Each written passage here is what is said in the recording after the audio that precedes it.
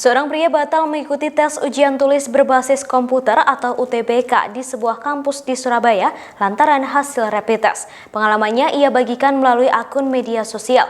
Dalam unggahannya, ia menyebut hasil rapid test miliknya non-reaktif, namun mendadak diganti reaktif. Dalam unggahan media sosialnya, ia bercerita kronologi kejadian. Seharusnya ia mengikuti UTBK pada Selasa 7 Juli 2020. Namun ia harus mengurungkan niat lantaran semula hasil rapid testnya non-reaktif mendadak diganti reaktif oleh dokter saat akan memasuki ruang ujian. Ia pergi ke kampus tersebut pukul 8 waktu Indonesia Barat untuk mengikuti rapid test. Hasilnya langsung keluar dan menunjukkan non-reaktif. Kemudian 1 jam sebelum ujian, ia datang lagi ke kampus untuk melakukan UTBK. Namun saat sampai di lokasi tes, ia dicegah oleh pengawas dan menyebut ingin melihat hasil rapid test miliknya. Kemudian ia dibawa lagi ke ruangan tempat dilakukannya rapid test. Pria yang saat itu bingung lantas menanyakan alasan ia dibawa lagi ke ruangan rapid test kepada dokter yang memeriksanya. Sayangnya dokter tersebut tidak menjawab pertanyaannya.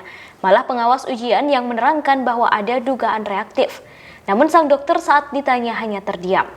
Setelah itu dokter tersebut meminta lembaran hasil rapid yang sebelumnya dibawanya. Tak berselang lama ia menerima hasil baru dengan status reaktif. Dikutip dari surya.co.id, Kamis 9 Juli 2020, ia kemudian dimintai kartu keluarga dan diminta untuk kembali pulang. Pria tersebut yang tidak terima dengan hasil itu kembali menanyakan perihal kelanjutan seleksi ujian. Kendati demikian, saat itu dokter yang bertugas memeriksanya tak menerangkan alasan terkait hasil tes yang mendadak berubah. Ia hanya mendapatkan jawaban dari pengawas ujian yang menyarankan dirinya segera pulang.